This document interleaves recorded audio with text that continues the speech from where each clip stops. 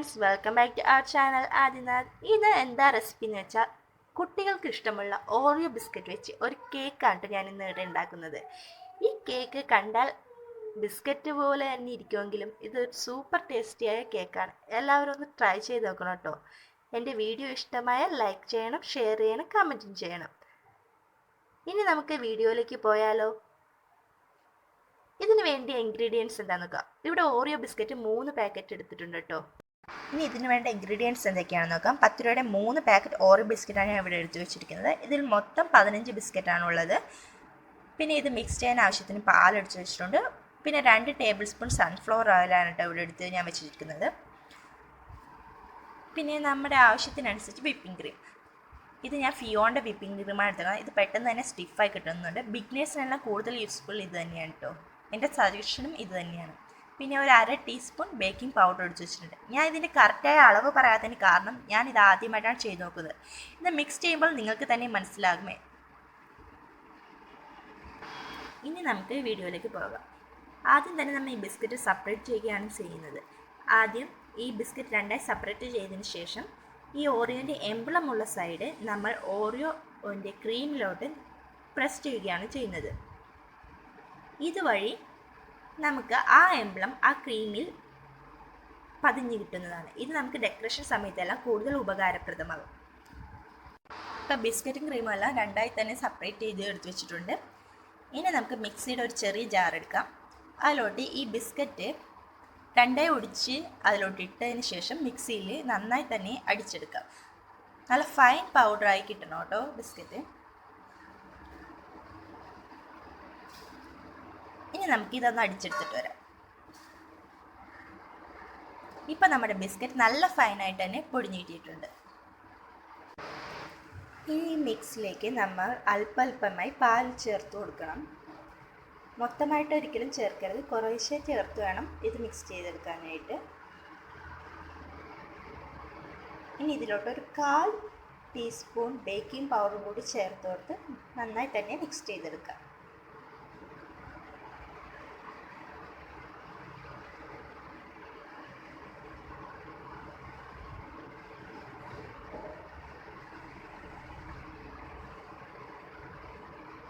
ഇനി കുറച്ചും കൂടി പാലൊഴിച്ച് കൊടുത്ത് നന്നായി തന്നെ ഒരേ ഡയറക്ഷനിൽ മിക്സ് ചെയ്യാൻ ശ്രമിക്കുക. കേക്ക് എപ്പോഴും ആൻറ്റി ക്ലോക്ക് വൈസ് അല്ലെങ്കിൽ ക്ലോക്ക് വൈസ് ഡയറക്ഷൻ മാത്രമേ മിക്സ് ചെയ്യാൻ പാടുള്ളൂ.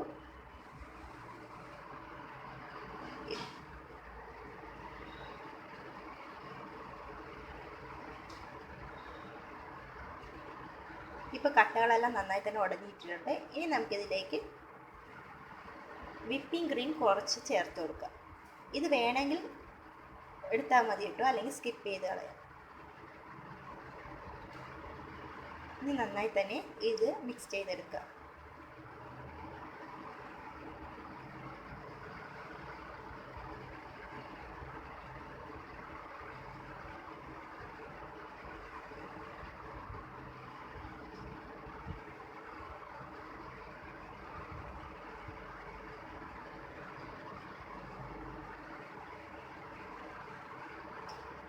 ഇതിലോട്ട് നമുക്ക് എടുത്ത് വെച്ചിരിക്കുന്ന സൺഫ്ലവർ ഓയിൽ 1 ടേബിൾ സ്പൂണോളം ചേർത്ത് കൊടുക്കുക. ഇനി ഇത് നന്നായി തന്നെ മിക്സ് ചെയ്തെടുക്കുക കേട്ടോ.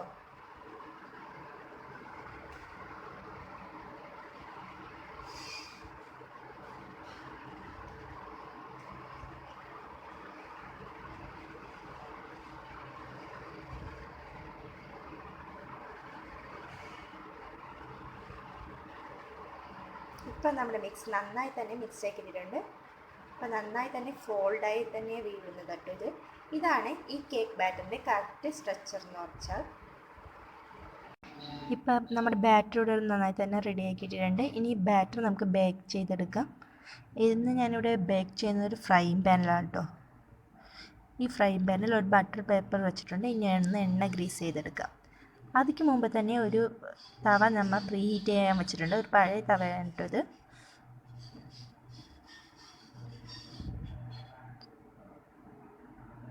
ഇനി നമ്മൾ എടുത്തു വെച്ചിരിക്കുന്ന ബാറ്റർ ആ ഫ്രൈയിങ് പാനിലോട്ട് ഒഴിച്ചു കൊടുക്കുക.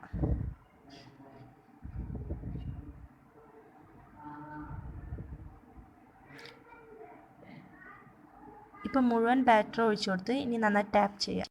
ഇപ്പോൾ നമ്മൾ തയ്യാറാക്കി വെച്ചിരിക്കുന്ന ഈ ബാറ്റർ തവയിലേക്ക് ഇറക്കി വെച്ച് കൊടുക്കാം. 5 മിനിറ്റ് ഹൈ ഫ്ലെയിമിലും ബാക്കി 10 മിനിറ്റ് ലോ ഫ്ലെയിമിലും വെച്ചാണ് ഇത് കുക്ക് ചെയ്തെടുക്കുന്നത്. ഇതിന് നമുക്കിതൊരു മൂടി വെച്ച് കൊടുക്കാം. 15 മിനിറ്റിന് ശേഷം തുറന്ന് നോക്കാം. ഇത് വെന്ത് വരുന്ന നേരം കൊണ്ട് നമുക്ക് വിപ്പിംഗ് ക്രീം ബീറ്റ് ചെയ്തെടുക്കാം. ആദ്യം ഒരു നനവില്ലാത്തൊരു ബൗള് എടുത്തിട്ടുണ്ട്. അതിലോട്ട് വിപ്പിംഗ് ക്രീം ഒഴിച്ചു കൊടുക്കുകയാണ്. ഇത് ബൗളിന് നനവോ എണ്ണമയമോ ഒന്നും പാടില്ല കേട്ടോ വിപ്പിംഗ് ക്രീം ഒഴിക്കുമ്പോൾ.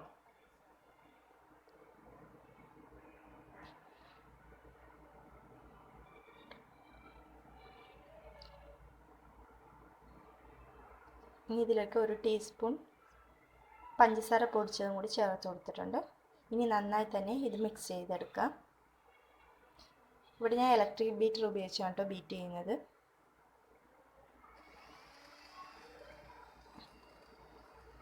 നല്ലോണം ക്രീം വിപ്പായി വരുന്ന വരെ നമുക്ക് വിപ്പ് ചെയ്തെടുക്കാം. ഇതാ 15 മിനിറ്റിന് ശേഷം നമ്മുടെ കേക്ക് നന്നായി തന്നെ ബേക്കായി കിട്ടിയിരിക്കുകയാണ്. ഇനി നമുക്കൊരു ടോപ്പിക്കോ ഫോർക്കോ ഉപയോഗിച്ച് ഇതൊന്ന് കുത്തി നോക്കാം.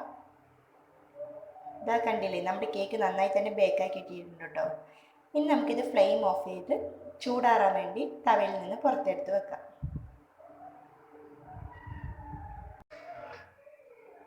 ഞാനിവിടെ കേക്ക് കട്ട് ചെയ്യുന്ന വീഡിയോ സ്കിപ്പായി പോയിട്ടോ.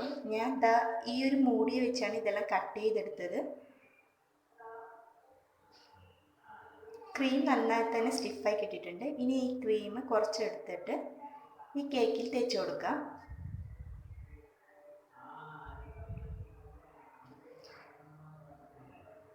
ഇനി വേറൊരു പീസ് കേക്ക് കൂടി എടുത്ത് അതിൻ്റെ മുകളിലേക്ക് പ്രസ് ചെയ്ത് വെക്കാം. അതിനുശേഷം നമ്മൾ എടുത്ത് വെച്ചിരിക്കുന്ന ഈ ഓറിയോൻ്റെ ക്രീം ഉണ്ടല്ലോ, അത് ഇതിൻ്റെ മുകളിലോട്ട് സെറ്റ് ചെയ്ത് കൊടുക്കാം. ഇതാ നമ്മുടെ കേക്ക് റെഡി ആയിരിക്കുകയാണ്. ഇതേപോലെ തന്നെ ബാക്കിയുള്ള കേക്കുകളും നമുക്ക് സെറ്റ് ചെയ്തെടുക്കാം കേട്ടോ.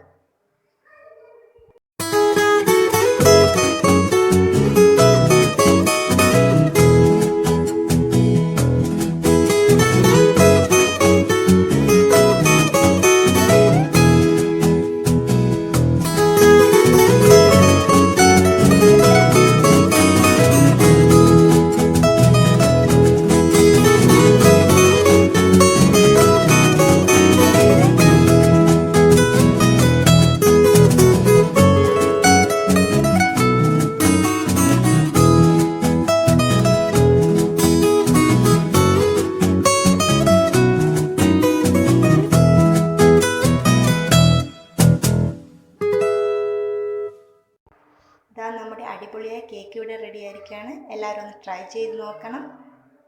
മറക്കാതെ കമൻറ്റ് ബോക്സിൽ കമൻറ്റ് ചെയ്തേക്കണം. എൻ്റെ ചാനൽ ഷെയർ ചെയ്ത് സബ്സ്ക്രൈബ് ചെയ്ത് ലൈക്ക് ചെയ്ത് എന്നെ ഒന്ന് സപ്പോർട്ട് ചെയ്തേക്കണേ. Okay then bye. അടുത്ത വീഡിയോയിൽ നമുക്ക് മറ്റൊരു ദിവസം കാണാം. Take care.